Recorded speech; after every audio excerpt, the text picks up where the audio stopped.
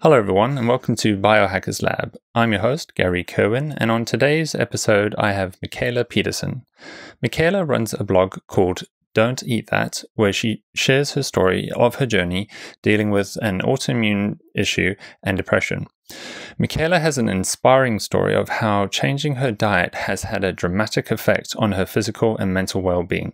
Mikhaila, thanks so much for coming on to today. Thanks for inviting me. So you're blowing up the internet at the moment a little bit because you've got such a great story to share. And it's, as I said in the intro, it's an inspiring story. And that's exactly why I wanted to get you on, because you've had a dramatic change both in your physical and your mental well-being, but also your family is getting the same. And I think it's nice to be able to share case studies. So in this case, like, you are a case study, and people can learn from that. So I'm so glad I could get you on to talk about what you've been up to. So if you wouldn't mind, as I've already said, there's two components to this. There's the physical and the mental side of things. Could we start off with your physical background story? So just when did you notice that things weren't so good with your body? Wow, they actually were never good. I started walking pretty late, so I was 16 months old when I started walking, which I know people put in the scope of normal, but I think it's probably because the arthritis started early. So I was actually diagnosed with juvenile rheumatoid arthritis when I was 7, but I was exhibiting symptoms at the age of 2. So that was like walking slowly, just kind of mopey. When I was 7, I started going down the stairs 1 foot at a time and complaining that my shoes were too small, but it was because I had swollen, especially my big toe was really swollen. But I ended up being diagnosed with JRA, and I had 37 joints affected. It was like most of my joints except for my spine, like my jaw, hips, knees, like fingers, toes, ankles, elbows, shoulders. It was almost everything. So that was when I was 7. I was put on immune suppressants when I was 8. I was actually the first kid in Canada to go on Enbrel, which is a biologic, and it was really new back then. That was 1999. So I was on that, and that helped a bit. But I still had arthritis. I had cortisone injections a number of times.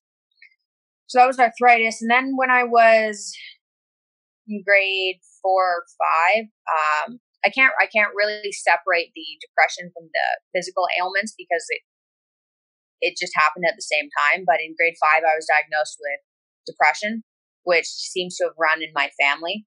My dad had it. My grandpa has it. My great-grandpa had it. So I was diagnosed with depression, which my parents had been kind of associating with the arthritis just as mopiness. So they figured it was the arthritis, but it wasn't. It was actually depression.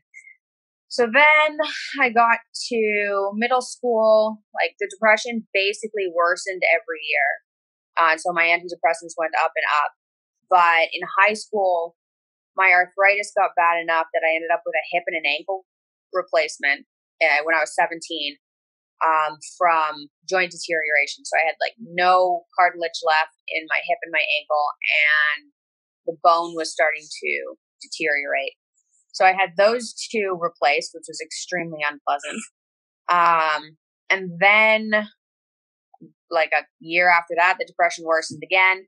Then I got to my early 20s and I started gaining weight. Like, I moved away from home and I put on 30 pounds in the first year. And I was surviving off of like pizza and Mr. Noodles and beer. So looking back, it wasn't surprising, but I was also exercising, which I thought was the key to not gaining weight. So it was surprising. And it was a lot. Like, I was really skinny when I went away to university because I had just had surgeries done. So I was underweight. I was at 118, and then I went to 148 in a year and a half. And my mental health got worse than it's ever been. I started getting like hypomanic episodes. I was sleeping. Oh yeah, I forgot to mention the fatigue. So the fatigue started when I was 14. So that was grade 10. And I just got more tired and more tired and more tired. And then, by grade 12, I would go to class and skip second period and sleep. At one point, I was sleeping in the library. There was like a nook in the library that I would go and sleep in. Then I'd wake up for lunch. And then after school, I would go home and nap. And then I'd stay up like strangely late and then go to bed. And I thought I knew I was abnormally tired, but I also thought it was part of just a weird sleep schedule. But then I got to university and it got way worse when I gained weight and my depression got worse. And I was sleeping like 18 hours a day. I was just sleeping all the time. I had an impossible time during exams because I'd fall asleep in the exam. So it was more like passing out. I thought I had narcolepsy at one point. So I was diagnosed with idiopathic hypersomnia and put on Adderall, which helped a lot. But then I was on an extremely high dose of amphetamines for like 2 years, which actually led me down the diet path because I could stay awake long enough to do some research and try and figure out what was wrong with me. And then, so when I was 22, things got even worse and my skin started getting affected. And at one point, so I was getting like rashes and like cystic acne type things, but I wasn't able to heal. There was one Christmas before I finally cut out gluten. I was 22 and I went away to my grandparents for Christmas and I was eating, like shortbread every day. And my skin stopped healing. And so I had these things that were like sores on my face. And I went to the doctor there and they were like, well, it's not bacterial. We don't know what's going on. And I went to another doctor and he didn't know what was going on. And it was like 6 weeks and I didn't heal. And finally I went back home and slowly it got better. And it was really scary because my parents had no idea what was going on. I didn't know what was going on. And it was like, is she going to heal? We were just waiting.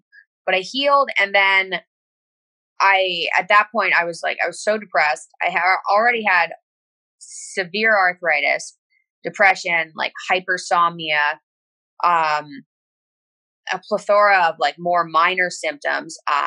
And I thought if I don't figure out what's going on, this is just going to get worse. And I'm worried it's going to kill me. So I did a whole bunch of research. I did 23andMe, the like genetic testing, and found out I had the celiac gene. And I thought, okay, there's a really high, this was after some research, false negative for testing for celiac.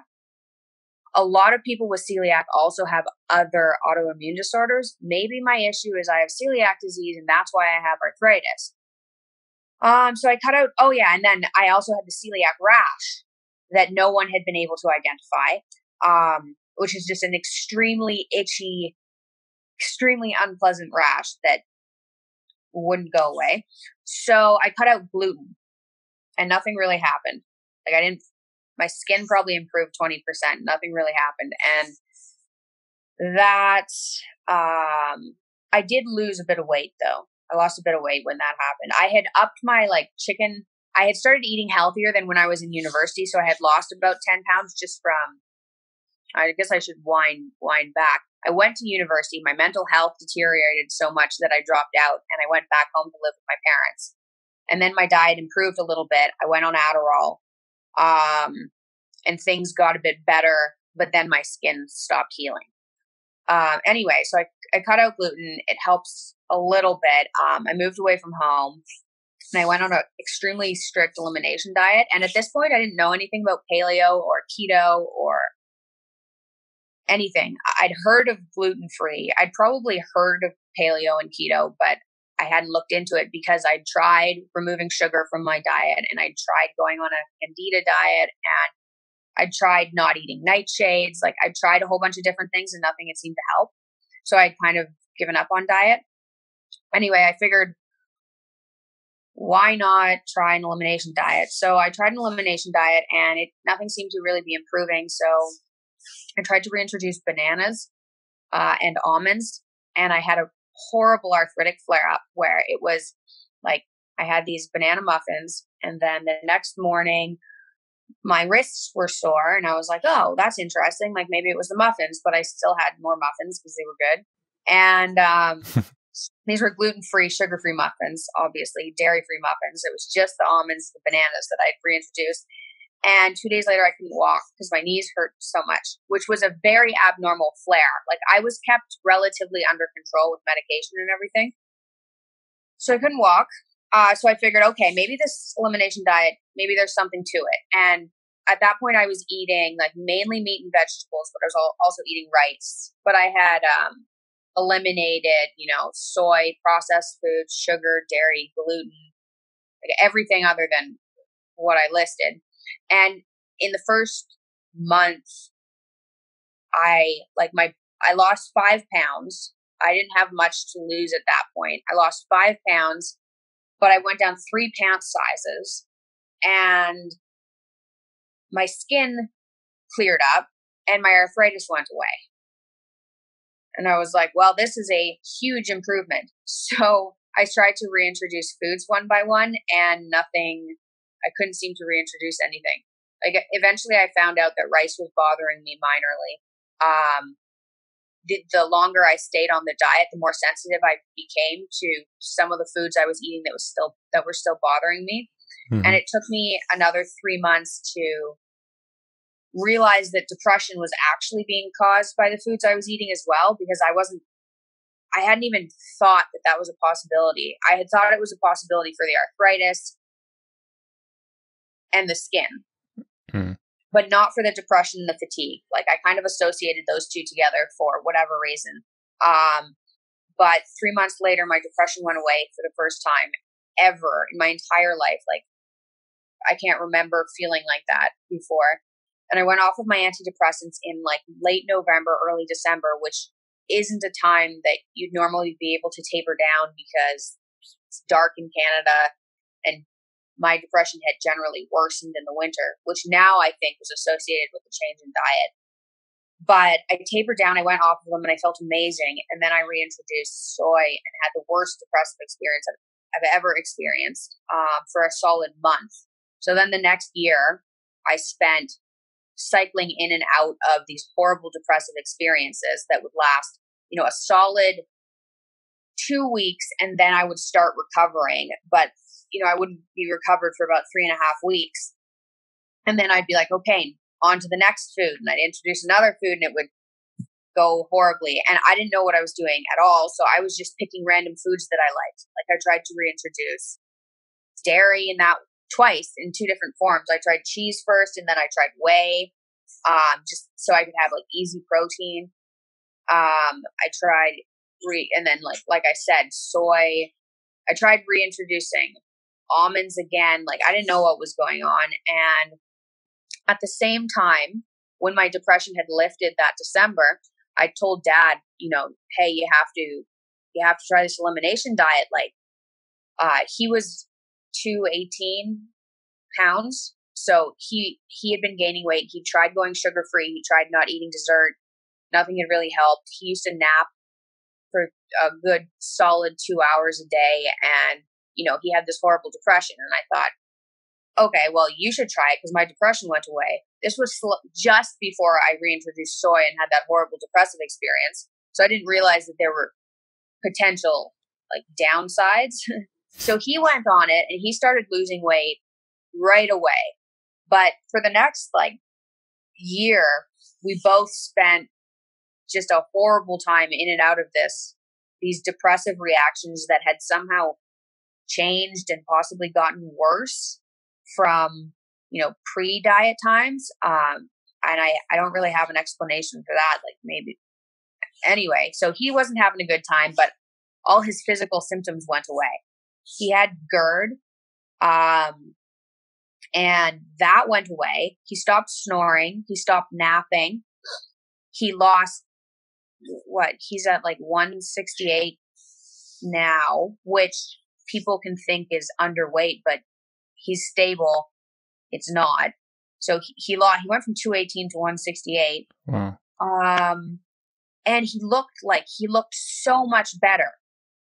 So, his psoriasis cleared up. He had minor psoriasis on a patch on his foot, and that went away. He had numbness in his thighs that went away. All his physical symptoms went away except for the severe anxiety. And that seemed to cycle. It would get better and then it would get worse, and then it would get better and get worse. So I eventually gave up on reintroducing foods after about a year of cycling in and out of these horrible experiences, and figured, okay, I know I have a list of foods I can eat. I would just rather eat those forever and be happy. And then 2 weeks after I decided that, I got pregnant, and that completely changed my body. So then I started reacting to foods on that list.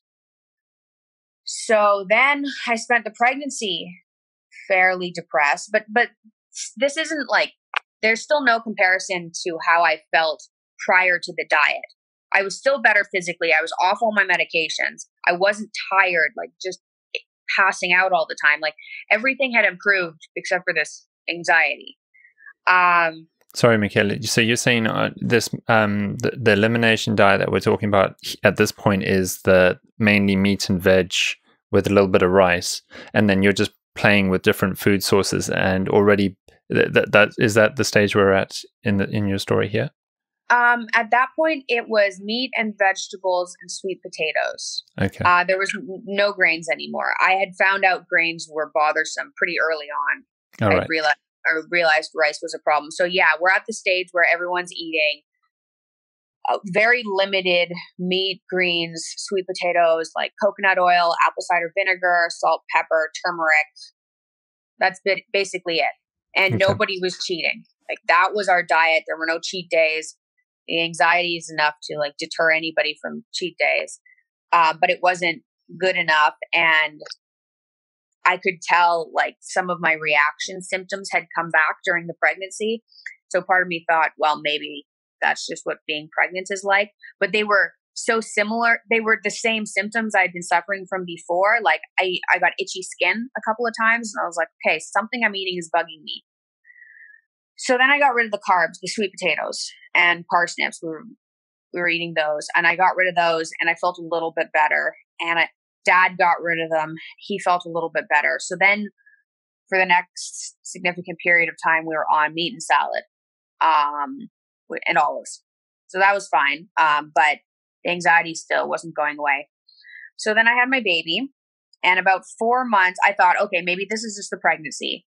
But after the baby, I felt a bit better, and then, but still not to where I had been before. So 4 months after I had my baby, I got really frustrated because I had experienced this lack of anxiety, and I knew it was out there, and I couldn't figure out how to get there again. And Dad was not doing well, and that made me feel horrible as well. And I decided to go all meat. And I had considered this about a year before that, but I thought going all meat would kill you. So I hadn't done it. And I was concerned about it because I was breastfeeding. And I didn't want to do anything that, would be hard on my daughter at all. So I thought about it, and then I saw, I read up on Charlene Anderson's story. She has a Lyme disease story where she's been eating meat for the last 18 years. I was like, oh, well, that's a good sign that it doesn't kill you. And then I saw Sean Baker on Joe Rogan the same day because I started looking into a carnivorous diet. And he said he'd been doing it for 2 years. And so that day I stopped eating the salad. And then I started to experience what I think they were transitional symptoms or possibly die-off symptoms, something like that. And so I had diarrhea 3 days in and bloating every time I ate. And I thought, okay, this is stupid. So on day 8 of the carnivore diet, I had a salad again.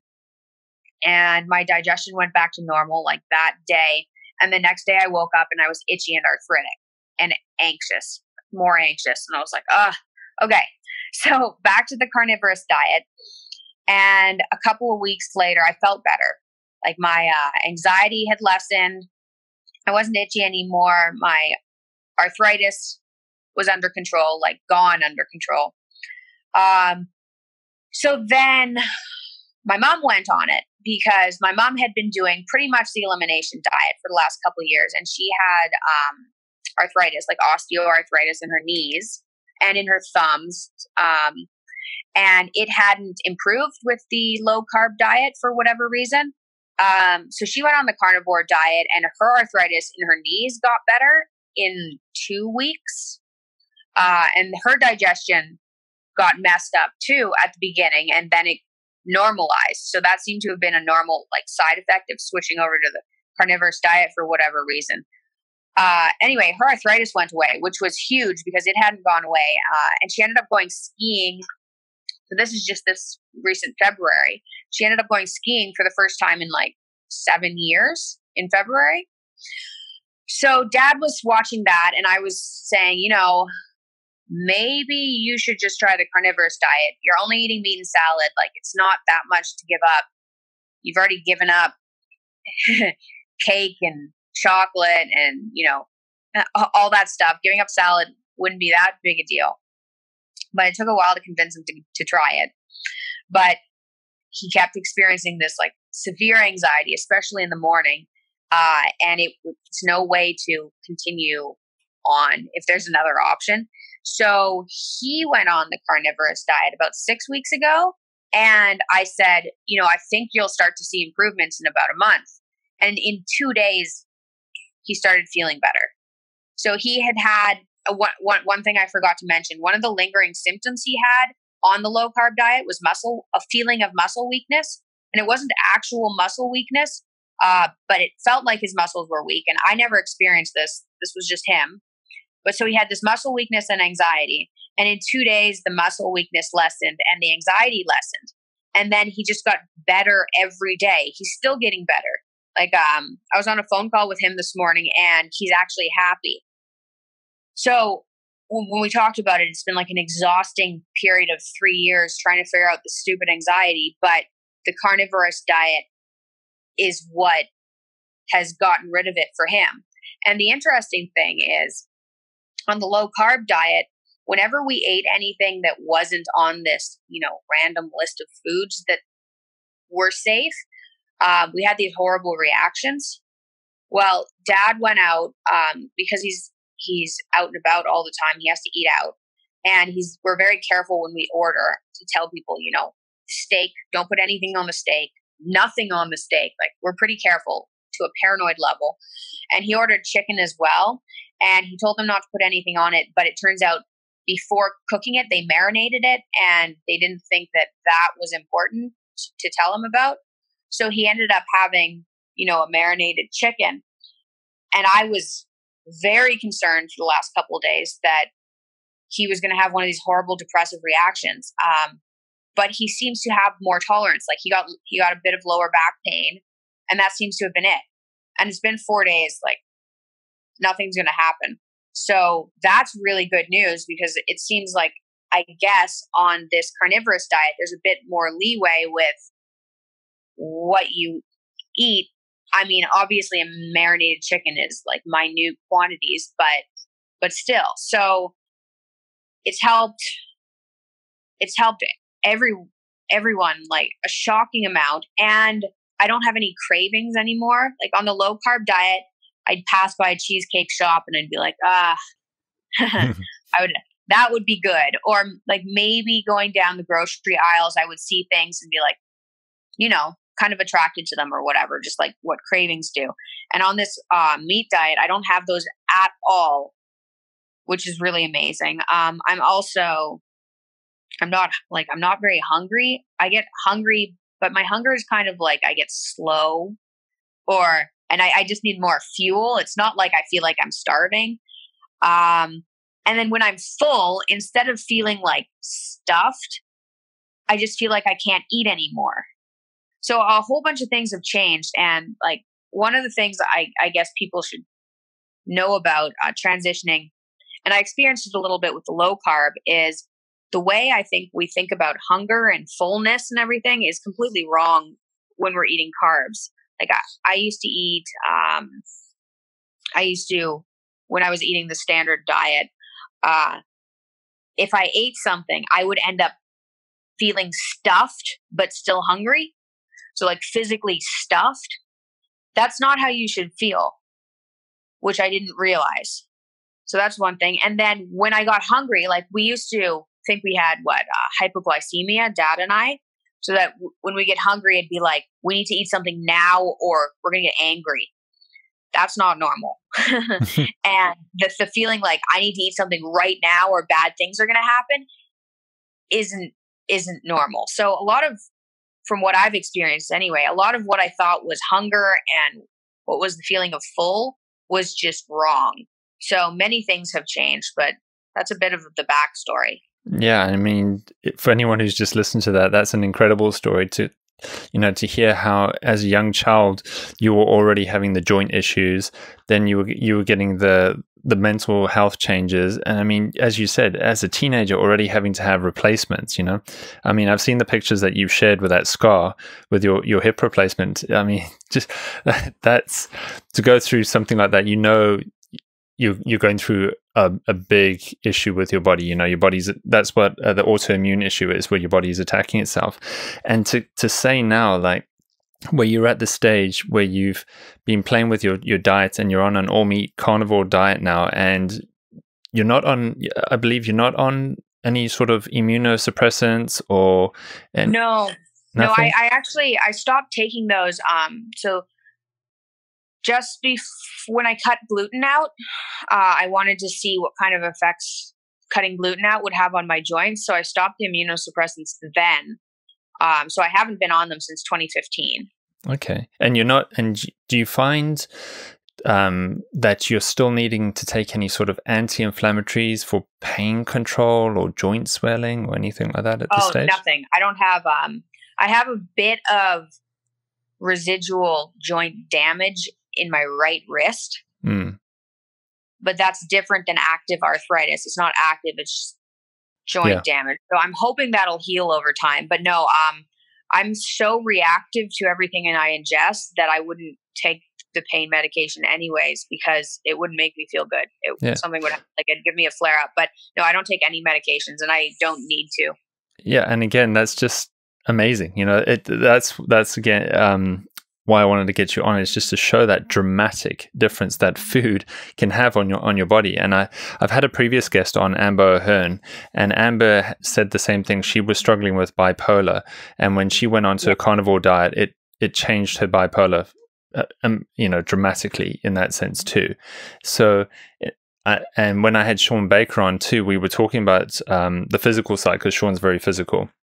But here it's just I just love these stories where you can see, wow, I just changed what I was eating, and all these good things happened to me. And then, as you said, you mentioned it to your dad. And if anyone who doesn't actually know who your dad is, who's listening, because there's people from all around the world that I know a lot of people should know, but your dad is Jordan Peterson, and he's a well-known psychologist, is he? Yeah. He wrote 12 Rules for Life. Okay. So he's that author. Yeah. And just to say that you got your dad on this, and he's also found the change. And I didn't know about your mum. I mean, that's fantastic to hear your mum's able to ski now.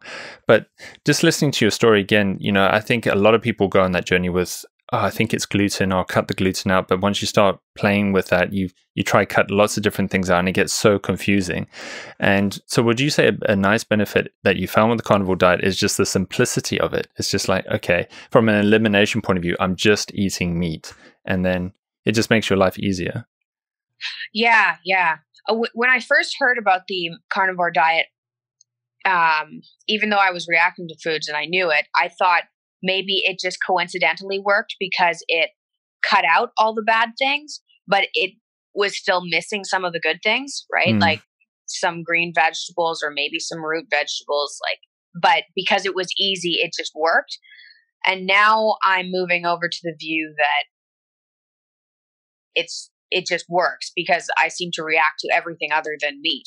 But it's so easy. It makes cooking easy. Like even people who, I guess one of the problems with the keto diet or the paleo diet is you take people who've never learned how to cook and then say, here, like, good luck, here are the ingredients, and they don't know what to do.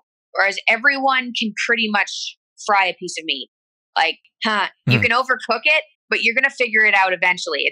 It's pretty easy, or stick it in the oven or something.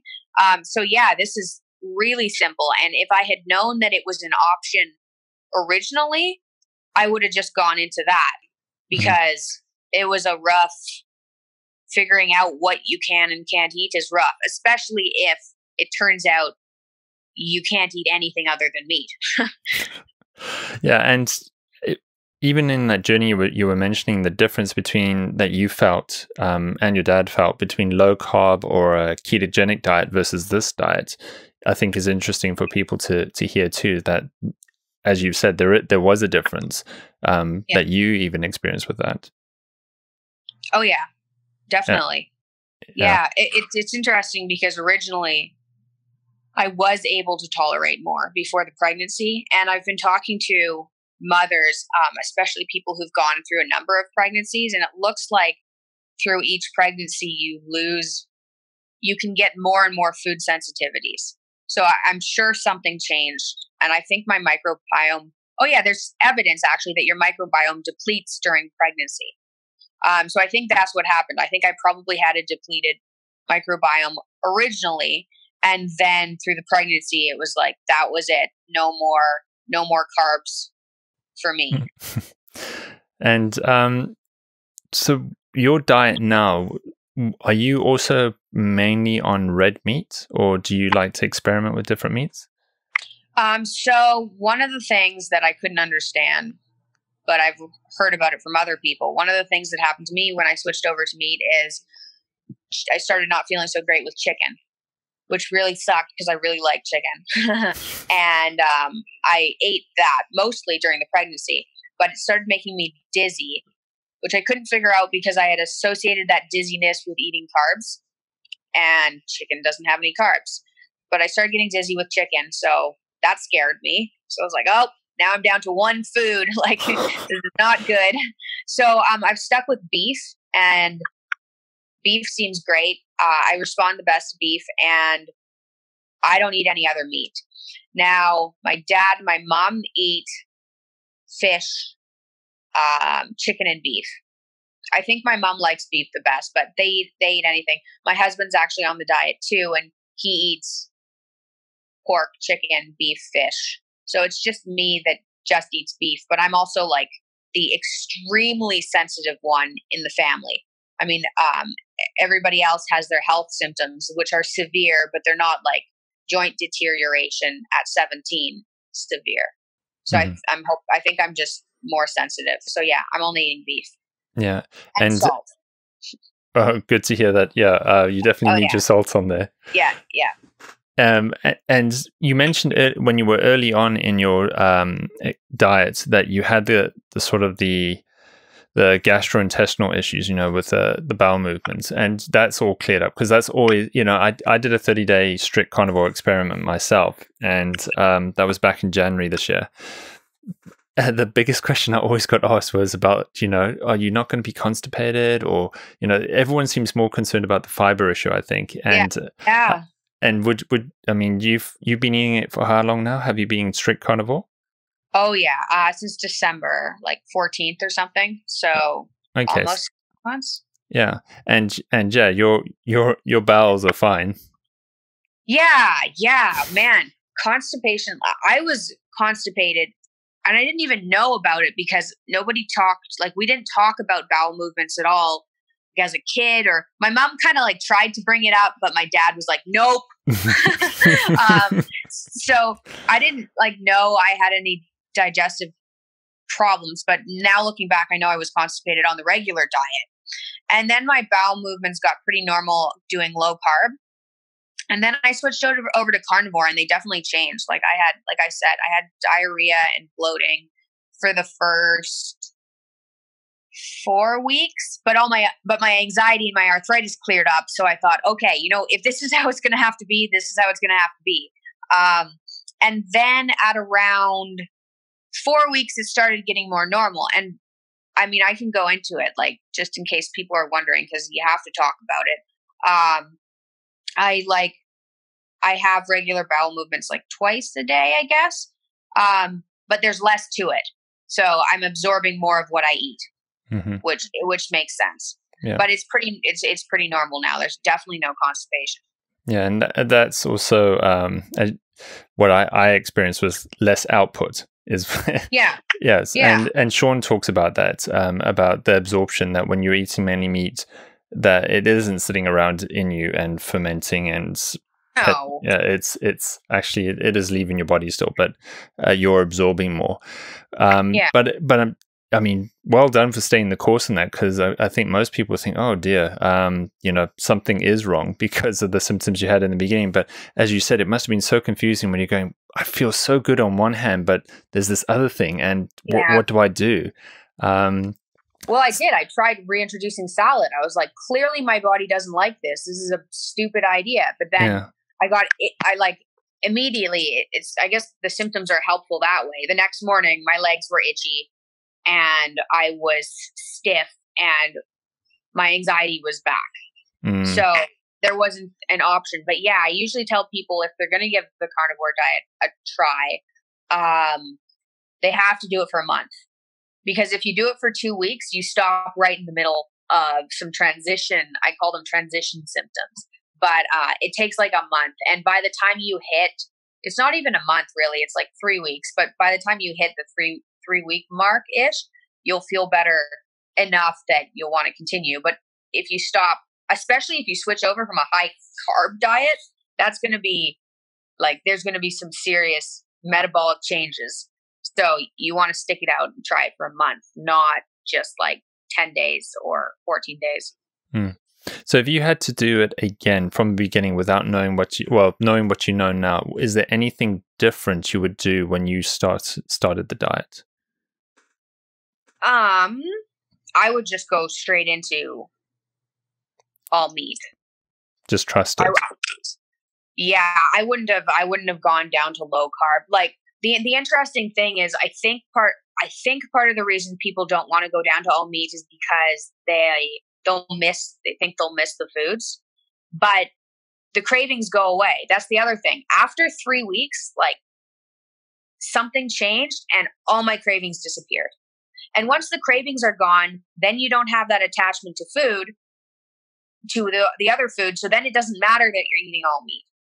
So I would have just gone all meat. I mean, it was an extremely painful experience, and I didn't need to. The reason I was trying to reintroduce the foods was mainly because I missed the foods. Like I loved soy. Soy was like my favorite food. But now that I look back on it, I probably had more of an emotional attachment to it than I should have had. Like, so if you can stick out the month, then you can decide like what you think about it. But the emotional attachment and missing those foods, I found just went away completely. Well, as they say, comfort foods. And so you probably associated different foods with comfort in some sense and thought, oh, maybe I should have it again. Yeah. And I think, they probably make you feel something when you're eating them. Like I know they're like at least a bit addictive in some way. Like banana muffins are addictive. Well, like I guess. I mean, banana muffins maybe not, but one of the first foods I tried to reintroduce was cheese. And cheese, I like tried to reintroduce it, and then it had turned out I like lost my lactose tolerance within a month. And so I had a lactose intolerance response, and I had a lot of cheese. So that was extremely painful. And like, I considered going to the hospital, but then I was like, what are they going to do? Like, this is really bad. And then the next day I like bawled because I knew I couldn't eat cheese anymore. So yeah, there's some emotional attachment to these foods. Yeah, I'm joking about the muffins, and I do know what you mean when you were talking earlier about those muffins and certain foods. You're just like, oh man, that tastes so good. Yeah. But yeah, I think what you were saying there about the dairy component too, and something like cheese, that when you're going on the carnivore diet, you may need to eliminate even something like that, like no cheese on your burgers, or just literally meat. Yeah. So a lot of the people, like there are a couple of groups on Facebook, Principia Carnivora and Zeroing In on Health, where there are like thousands and thousands of people trying the carnivore diet. And a lot of them keep eggs and dairy because it's called, zero carb diet. So you can still eat animal products. For people with autoimmune disorders, and really for anyone, I think anyway, I don't think dairy is good for people. And I had a really bad response to it, even the lactose-free dairy, because I tried pure whey. Like I tried a whole bunch of different forms because I really wanted an easy way to eat it. And I had a horrible depressive reaction to all of them, even in like minute quantities. So I don't even eat butter. But I guess some people can tolerate butter well, but I don't do butter because I react to everything.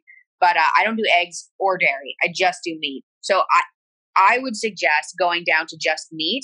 And then after a month, like once you're starting to feel good, you can try and reintroduce those things and then see how they make you feel. But it's also some people too, from what I've read and what I've seen, if they're trying to lose weight, some people can have a difficult time losing weight if they keep dairy. Otherwise, going to all meat, people just see weight fall off. Like it's crazy. Yeah, well, I had the same myself when I was doing it. I wasn't aiming to lose any weight, but I did too, which was interesting. Yeah. And you do like the fatty cuts of meat, so you might have a sirloin steak with a nice bit of marbling around the edge, or a rump or something like that. I do ribeye. Okay. Oh yeah, ribeye. And ribs. And ribs I've found are actually fattier than the ribeye. I just put them in the oven. I've found the longer I'm on this diet, I guess that's another thing I should mention. When I first started doing it, I was eating about 2 like large solid ribeyes a day. So that's about 2 pounds of meat a day. And I was only having 2 meals. And that was good enough. And then the longer I've been on it, the more I've been eating. So I think something changed, like my ability to digest fat changed. So I can do that more easily. Initially, higher fat cuts would give me diarrhea like right away, and now they don't. So I got better at digesting fat, and now I'm like moving over to more and more fat. So it's not actually the protein in this diet that's making me feel good. I don't think. I think it's the fat. So yeah, ribeye, ribs, and I've also been actually buying fat trimmings from butchers because they trim all these steaks down and then they have a whole bunch of fat left over. So it's really cheap and it's really good. And frying that to eat with steaks. So I'm eating less now because I'm eating more fat. So yeah, the fat part is important. Like eat the fatty cuts. But also if you're having trouble digesting it or if it's making you feel weird, it takes a while for your body to catch up, to be able to go from like a low animal fat diet to, I guess, absorbing that amount of fat. I'm not entirely sure, but it took a while for me, 8 weeks maybe. Mm-hmm.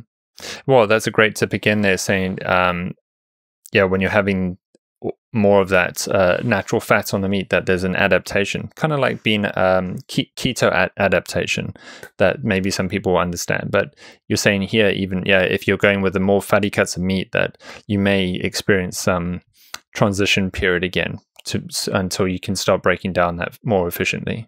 Yeah, and you can start with eating the leaner cuts. Like if you're not handling fat properly, you can start with the leaner cuts. It's just, for me, they didn't make me feel as full. So I had to eat a lot more. But it was easier on my digestion at the beginning. And now I've been able to slowly go towards more and more fat and less meat, really. Yeah.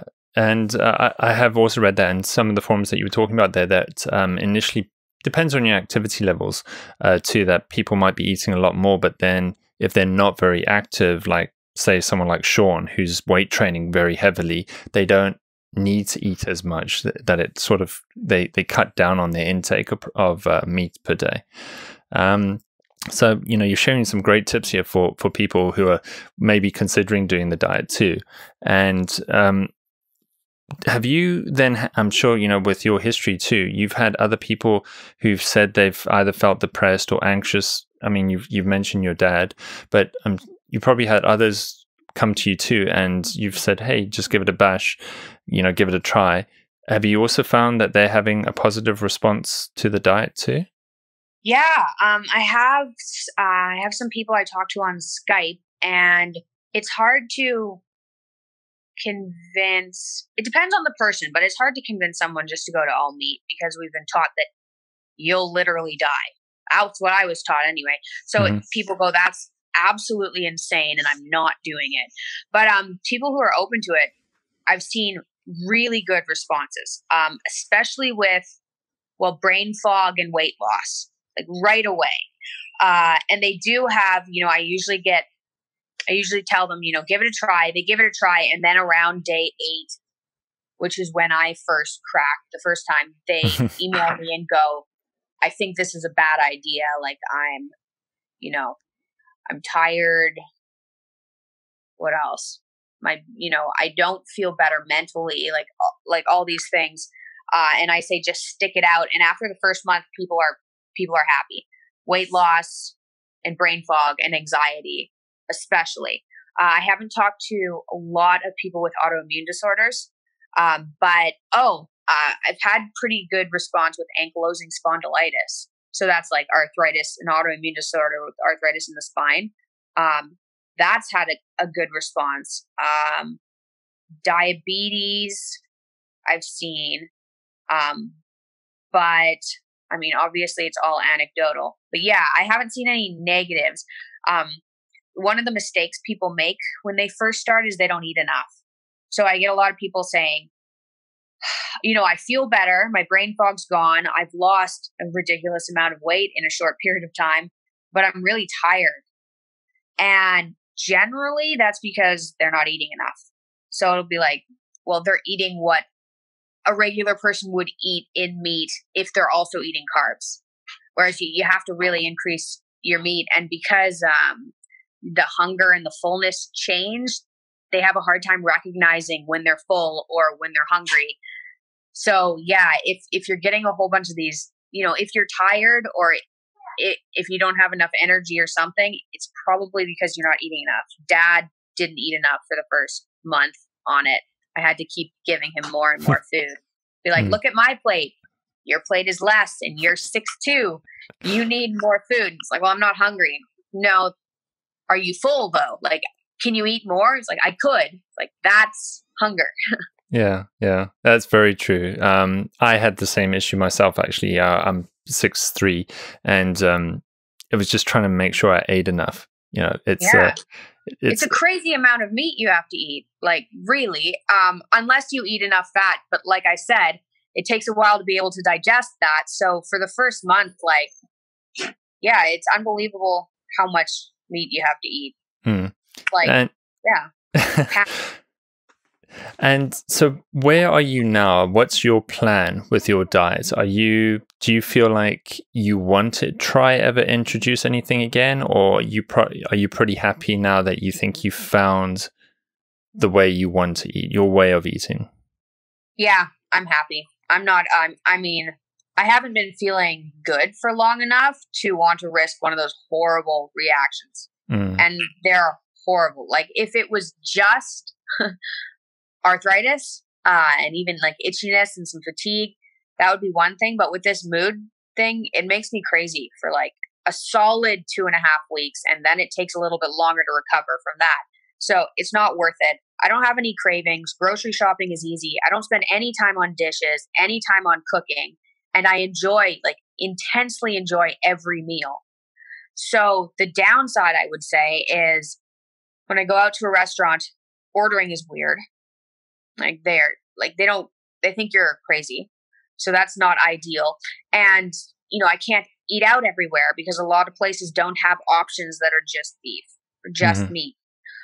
So socially, you take a hit, and that's very unfortunate. But there's so many positives that no, I'm not planning on reintroducing anything for a very, very long time. And I don't think, Dad isn't either.